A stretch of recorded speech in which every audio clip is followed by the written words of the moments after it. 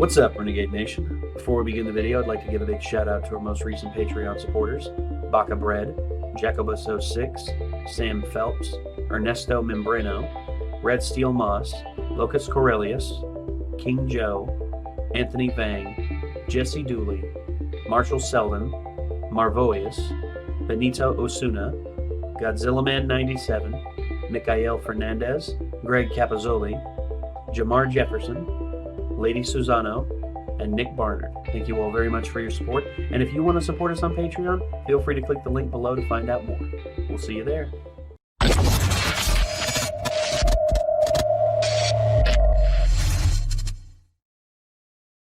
Reactception! That's right.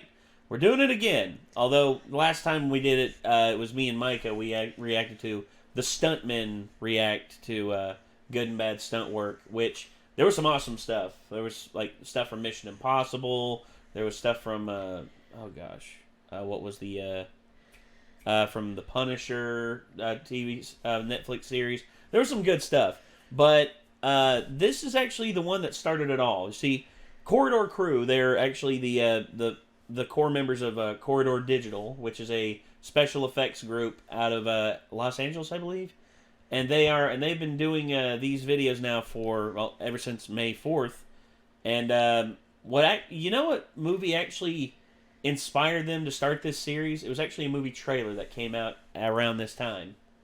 The first trailer to Sonic the Hedgehog with the Man Hog. Yeah, that one is the one that made them just go, okay, let's do a reaction series to Good and Bad CGI. Here we go. And they've done this, and it's been a big hit ever since. And people, ever since this started, people have been asking us to do this. But me, I've just been like, I don't know if I'm cool with reactception, but eventually enough people were just like, you have to do it now. And I'm just like, fine. Reactception away. And now we're off to the races. It kind of makes sense in this case because it's not just like a reaction channel. It's like a group of people who do this thing as a profession talking about things that fit into their profession. Well, yeah. Whereas like we're just, our profession is reacting to stuff. Their profession is normally not reacting to stuff, and that's why it still kind of makes sense for us to react. Well, to I've been a big fan of Corridor Digital for a long time. I mean, Nico, Ren, and the whole Corridor crew. I mean, they do amazing work. I remember when they did the the glitch short, which was pretty much these guys going through this city, which is like a video game city, and they see a I think it's a soldier glitched into the level, like he's in the floor, like running in place, and they reach over to try and help the guy out, but then it's Mario who reaches over first. Mario like gets infected by the glitch, and he starts glitching out really bad, and his face melts and everything. It's very like disturbing, but it's also very, very funny. And then eventually it all ends with the whole world collapsing, and they need to initiate a reboot. What was that you said? Huh? What was that from, you said? Corridor Digital, the glitch. Oh, okay. Yeah, let's see. I think, let's see. Let me see if I can... Let's see when they made that. Corridor Digital, the glitch. There it is. Yep, there it is. 38 6 years. Yeah, that's the face right there. Yeah, that looks terrifying. You ain't kidding. 6 years ago, Corridor Digital made the glitch. Wow, it's really been 6 years. Damn, I feel old. I'll have to check that out sometime. Oh yeah, Corridor Digital, they got some awesome shorts.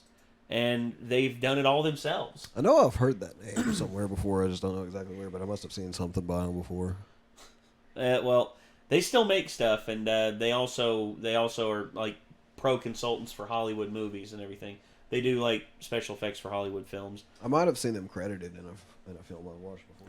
Probably. I mean, they do rigorous work. I mean, Nico, Ren, Danny, they all kill it when it comes to special effects. Each of them has their own specialty, but they all learn, and they're all able to do great work. But anyway, let's get this up on screen, and let's see the fellas react to some good and bad CGI. Here we go. How much do you think they actually care about making this 100% real? None. They don't care at all. We've seen some reaction videos from other professionals in the field. We thought it'd be really cool to do one of our own. So we're just a bunch of VFX artists that getting together to talk about visual effects and the best shots, the hardest shots that maybe you didn't know were so hard, the shots that didn't look so good after all. We'll give you our perspective and maybe you'll learn something. Hopefully. I figured I just had to say something. Good job, Clint. Good job. Game of Thrones. The giant effects in Game of Thrones are by far some of the best visual effects ever done. So here is a giant walking through water. The water splashes are perfect. There is so much complexity in the movement and motion that you basically have to simulate millions of particles. And somehow it's interacting with the water. The splashes are perfect. And the camera's halfway in the water, and I have no idea how they did this shot. Look at that! Because they figure out like the exact perspective the camera needs to be. They basically scale the entire scene when they film him separately on a green screen. Combined with the fact that he's already a very large dude. There's two ways you deal with compositing when you have people. One, they're either filmed on a green screen or a blue screen, and you tell the computer that the green is transparent or the blue is transparent. And the computer does its best to kind of figure that out. The other way to do it is you hire a big team of people to sit there and cut everything out frame by frame by drawing a mask on it. Yeah, the You're not even hand mentioning the done fact that there's stuff. skeletons climbing up them, full CG characters. That's just a side thought. They probably had to animate the skeletons on top of his like CG double. Yeah. Which is over top of his actual body. Dude, I thought this scene was glorious. I loved it. I mean, it looks very painterly, but it doesn't look real. I would agree with that. Because there's nothing like, it's tough to make a dragon look real because there's no such thing. What about that? See, that's tough too. So it's the contact shadows there, and that's always been a struggle. It's It's like a fine job. the floating hand effect, you know? Yeah. It's like you gotta try to get the shadow just right. It's beyond the shadow too. It's like the motion of the hand. Like, if the motion's not really touching something and it can't rest on something, it looks funky. But this is pretty good. And contact shadows are being cast from light still, and in this case, there's still a dome of sky above him, which is what's causing the light. And the dragon's blocking half of it. So the contact shadows should only be really getting a directional soft light from the side and the top. It should be just an even blur all around his fingers. It's like you'll see the shadow on the top and the bottom of his fingers, and the shadow should really only be on the bottom of his fingers. We're literally talking about the compositing, one tiny stage of an entire workflow and pipeline. It's actually like pretty You great. know what they're missing right here? They're missing the wind from the dragon's wings as it flaps away in the bushes and whatnot. Yeah. Because if we're talking about realistic with that, one swipe of the wings, both of those actors would be flying away. Let's be honest, Yeah. Absolutely. This is the problem, is like, you're simulating, not only are you simulating the wind on the dragon's skin, but also how it folds and how it stretches and how it wrinkles and how the light passes through it, and then how it influences the grass and how it's influencing the dust and how it's influencing the actors' costumes. And that just, it's too much. It's just too much. It's impossible. Unless everything is CG, it's too much. Oh my Dude, goodness. Dragonheart. Oh, wow. Dragonheart! This is a classic movie. This movie is 23 years old. Oh, the original. I was confused at the Dennis time Quaid. between Dragonheart and Braveheart. Like, were they the same thing? It looks pretty good. I mean, the animation's a little clunky. There's a lot of mass. And once again, it comes down to physics. If you can't just physically simulate parts of the dragon, and like it's all by hand, it's hard to make it look real. Okay, so this shot perfectly demonstrates one of the challenges of early visual effects. In reality, shadows are much more dynamic than that, and they actually aren't just black, they're colors, because shadows are an absence of light. So I can block this soft light here covering Ren's face, but notice there's still blue light from that light and blue light from the daylights. The parts that are close to the ground, like right there when his tail is close to the ground, that should be even darker than just that flat shadow. What you're describing is called ambient occlusion. Ambient occlusion. Which is basically just darkness that's calculated by how close two surfaces are to each other. He looks dry, bone crusty, dry. Clint's pointing out that there's no like highlights, the shine basically of the light being reflected on them. It's really reflecting the sky, the ground, the world around them. It's just the darker objects you don't really see, but it still creates a subliminal effect. On surfaces, there's something called the index of refraction. A Basically, dragon the more voiced by a Sean surface Connery gets as well. parallel That's to the camera, the more interesting reflective it gets. I So had if hold an this action towards figure you, that, like, you when can you see it. squeeze the You can see leg, little bit the of wings would little flap. reflection, but not Like, and as I turn it more and more and more, so it's parallel, it becomes more and more reflective until it's almost a full mirror. So on the edges of the dragon there, the highlights, the reflections that shine should be stronger than on the parts that are directly facing camera. But you're not seeing any of that. The edges of his scales that are shiny should be a little extra shiny as they turn away from camera and become parallel to light. Oh, The shot this of him going scene. down the stairs is the most impressive shot in the whole movie, in my opinion. Wow. Is that Okay, another- how do you think they did that? That other actor there. Do you think they just filmed a second take of Logan in different makeup and maybe just like made him look a little younger? I would guess I don't know. it's another a guy and then doing his head replacement, a face replacement. I'd say it's like some, what are those guys? Dinkelmeyer twins from, Lukas twins? Yeah, I'd say it's something like that. So they filmed one guy and then a double and CG swapped his face over? That's probably the way I would do it. Younger Hugh Jackman is 100% digital. The whole thing? No, sorry, his from the neck up. Whoa, okay, Ren. Careful when you say that The shit. actor is Hugh Jackman's stunt double. The wrinkles in his neck.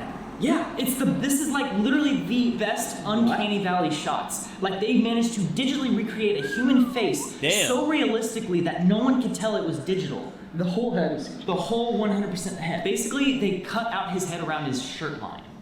So the whole neck, all the head. Damn. Like that right there is 100% CG. That face that you're looking That's at. amazing. That's insane. That's Damn. impressive. Young Samuel Jackson here still looks a little weird. No, that looks pretty dang real to me, but that's not a full CG placement. The composite That's just- around the mouth is a little I weird. don't know exactly how they did that. That's young Samuel L. Jackson. That's Samuel L. Jackson. Yeah, but young From like Samuel L. Jackson. 30 years ago. What is this, 30 years ago? This is brand new. This movie came out this year.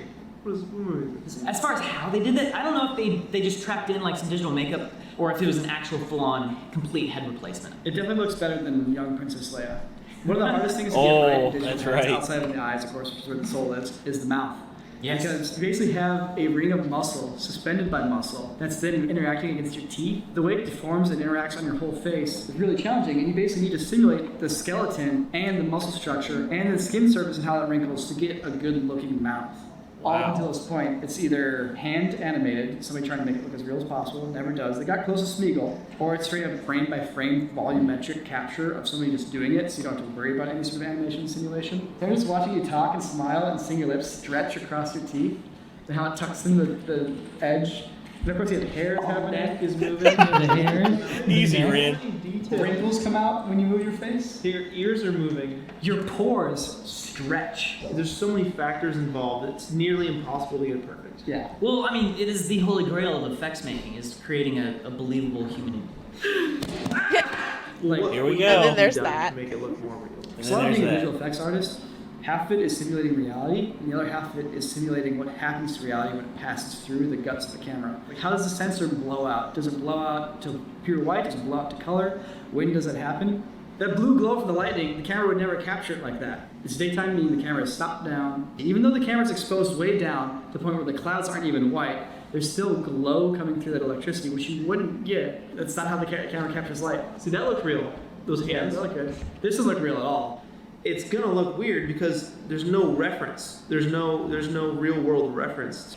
I don't know. As far as like the actual rendering of it, I don't really have any complaints. It's all about the character design, and I think that's where most people are kind of complaining about. Is like just the character design seems Yeah, flawed. that's Sonic my has very biggest iconically large eyes, and in this movie, he's got tiny little like regular eyes. I think- Sonic actually has one big eye. Yeah, I mean it's like a visor of an eyeball. They gave him human teeth. He has like actual proportioned legs. Like, they tried to make him too much like something we're familiar with, and strayed a little too far away from like the actual essence of the character. Like, there's numerous issues with the shot. That green is, you can see a little bit of green in the grass in the top left corner there. The green of his eyes is way more saturated than the most saturated green that's in the scene. The camera wouldn't be able to capture that much saturation. He shouldn't be as saturated. How much do you think they actually care about making this 100% None. real?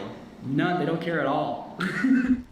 Which they've fixed it. Yeah, they have. They have. Yeah, And that's a the good Davy thing. Jones effects were so well done. It's disgusting. In a good way or bad way? Are you reacting to the quality of effects, or No, like to the freaking tentacles, dude. you're actually having an emotional reaction to what you're seeing as opposed to a critical reaction to the effects? Oh my god, look at the light. Yeah, all those secular highlights. They're challenging you right there. They're putting Yeah. a real head and a CG head right next to each other. It is a bold shot, perfectly matching the light to the other guy. The artist's understanding of the physics of light are so perfect. Wow. Smoke being blown out of his tentacle. He blew it out with his cheek nostril. I didn't even realize that. Oh my god. Subsurface scattering is a big deal for visual effects. Basically, it simulates light hitting the surface of something and not immediately bouncing, but going in a little bit, scattering, and then coming out. It's what you get when you can like see through the edge of people's ears or shining a light through your hand. There's Yeah. His eyes are real. Luminescence. They're faking it a little bit by actually using the real eyes. The lens effects too are flawless. Not only is the animation, the lighting, materials flawless, Their lens simulation is flawless. The way he's going out of focus at the edges, the way the environment behind him is being transmitted through the focus at the edges, it's all perfect. Dude, when he moves his beard, each one of the tentacles have its own muscle, so it doesn't whip like hair. It has like each tentacle is a piece of muscle on its own. It's like, wow. One of the challenges with CG rendering are... That was one character that such until as, now, for example, a piece I of never even light actually reflection on thought the about the surface fact of the that he skin. was The CG in challenge my with that, brain. it's not It was just just a that big frame, convincing. sometimes you get Well, another thing as well is part of him was practical. They came back and they brushed up and they made the certain shots that didn't look as good practically. They brushed up with digital. Now they did have the practical tentacle beard, and they did have him dressed up in that for a little while. And I think that during filming of this, eventually they just decided to put him in in one of those mocap suits and do some stuff with that, especially where it required him to move a lot, like his arms a lot and all that. But still, though, I mean, that just goes to show you the level of this character. Like they've love been the talking build about, of like this lighting is was such an important thing when it Yeah. comes to this kind of stuff, and like they just nailed the crap out of the lighting Yeah. on him and everything. Well, yeah, Especially like the lighter and stuff. You know, If you think about it, like anything, like the big thing about your eyes, they're like a camera and they're picking up and getting like light from everything. So like, yeah, like if the light or the absence of light is off, like it looks fake. Yeah. Like, and there, yeah, like whoever, like the team who worked on this, like really paid attention to that. Oh, just look at the lighting here. I mean, look at the moon cascading from the side. You could see the moon in his eye right there. Look at that. Yeah. You see the moon in his eye, and you also see all the light here, and then everything else is just dark. But like they were saying the too, you're still getting like a cast of moonlight even on like the far shoulder Yeah, and right everything. there. Like because he's standing with the moon up here, and you're still getting that reflection of light over here. You know, all over.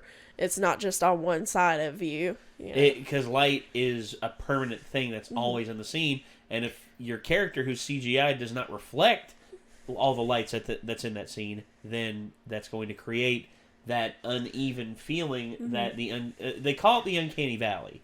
The uncanny valley has been consistently shrinking the better and better CGI is getting, and a lot of people are saying it's almost to the point of where the valley is almost gone, and that the only stuff that's left is people who really have a keen eye for it. And it's weird. It's super weird. And it may be because I have bad eyesight, but I definitely remember seeing that Final Fantasy movie like on Spirits Sci-Fi. Within, yeah. Yeah, Spirits Within on Sci-Fi, and like I just kind of came across it and didn't know what it was, and I kept watching it and I was like, is this real?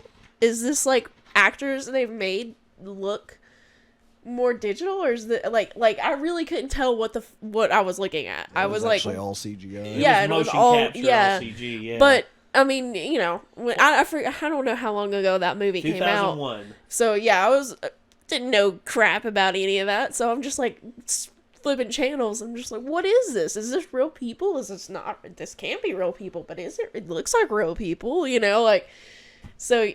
And we've only improved from there, so. Well, yeah, and now you have stuff that's so photorealistic that it fools people, fools moviegoers, to where they're just like, is that real or is that? And they don't even question it anymore. It's like I said with him. It's like I guess my brain just kind of didn't think about it at all, but like I definitely didn't immediately be like, that's some badass CGI. I was just like, man, he looks bitchin'. Because he has like a wetness to his skin that's like, yeah, he's not directly out of the water wet, but like if you've seen like octopus, like if you've, you know. Well, it's like they're know, near it's the like sea, the and you can sheen. basically Yeah. see. You like they've even gotten like the moisture that just sticks to your skin. Yeah. From the sea, like Yeah. like still, and it's just impressive. It's amazing stuff, man. It really is. So yeah, all right. Let's continue. Let's finish up. We're aliasing. One frame you'll have that reflection, another frame it's gone, next frame it's back, next frame it's gone, and it flickers on and on. You see that in video games all the time. So they have micro detail reflections on the skin, and they are not flickering, and that is a huge achievement. Dude, I love his little freaking back sack. His neck sack. Crazy thing is, all these weird creatures on deck are all people in motion capture suits. So they film the entire scene with all the actors. Yeah, there's and then comped in these characters over them. It's just insane. I know, it's a lot of work. That's a lot. Imagine the scenes where it's actually raining on set. Oh, so hard. And that was it. You guys have watched 3 different visual effects artists critique and review and just overall look at a bunch of effects from pop culture movies and TV shows. Consider subscribing to the Corridor Crew channel. Maybe hit that bell. Do it. No, hit the bell. Ring a ding Definitely. ding. Definitely. Don't consider it. Don't even think about it. Just Hit the bell. Just do it. Just do it. Thank you. Do it. Can I? Do it. Do it. Why would you throw that up on the screen? What the fuck? That small face, Ren. That was a I think that was a community Photoshop thing. Like they did a community Photoshop contest, and that one was the winner. Slightly terrifying. Well, that's Well, that's Ren. Ren's slightly terrifying. Well, actually, if you want to know who scares me the most out of the Corridor Crew, Nico. That guy is so talented in literally everything. I saw one video where they were doing, you know those movie scenes where characters go underwater and they have to hold their breath for a certain amount of time. Spider. Leave it be. I know. I'm just trying to see where it is. Where'd you go, you little bastard? He's gone. Oh well. Oh well, indeed. I saw him just scamper off, and I'm like, what was that? I'm like, who that? But Yeah. sorry about that. But Nico, they actually did the, hold your breath for the entire scene while they're underwater. The one scene in Mission Impossible: Rogue Nation where they go into this turbine, where Tom Cruise's character is underwater for about a good 4 minutes. Nico held his breath that entire time. He also is an accomplished archer. There was a challenge at the end of the Odyssey that the main character, what's his name? I forget his name now. But What was it? The Odyssey. Odysseus? Yes, thank you. Say, Odysseus. like his name's almost in the title. Yeah. Well, I couldn't. That's my why I brain- was like, Well, wait, I must yeah, ask a it's not different working. question than Like what I when was you thinking. asked, I was like, I thought that's what it was, but then I was like, well, no, maybe I'm dumb. Well, Odysseus. Okay, Odysseus. Remember, he had to shoot through the axe heads to prove who he was and everything. Well, Nico did that. They were like, no one's gonna do it. No one's gonna do it. Nico, first try, he's like, just straight on, and then everyone's just Nice. like, no friggin' way, no. And then it's just like, all right, and later on it was they were just like, all right, Nico, do it again. He's like, okay, perfect again. I'm just like, that is scary. And not only that, but he's also a very talented VFX artist, and he's also seems to be a very cool guy. And also, he just had a baby here recently, so congratulations, Nico. Yes. Congratulations. So, I don't know if they're ever going to watch us or not. If they do, big fans, guys. Big fans. If you do, I love archery, so give me some training. So, again, everybody, thank you all so much for tuning in. And if y'all want to see more from the Corridor Crew and Corridor Digital, feel free to click the link down below in the description. It'll take you to the original video where these fellas will take you on some awesome journeys and show you what is good, what is bad, and what is absolutely necessary. And if you all want to see more from us, you know what to do. Hit that subscribe button, ring that bell to stay notified, leave a thumbs up on the video. It helps us out a whole lot. And as always, until next time, signing off, I'm Nate. I'm Lynette. I'm Nick. And we will see you all in the next one. Peace out.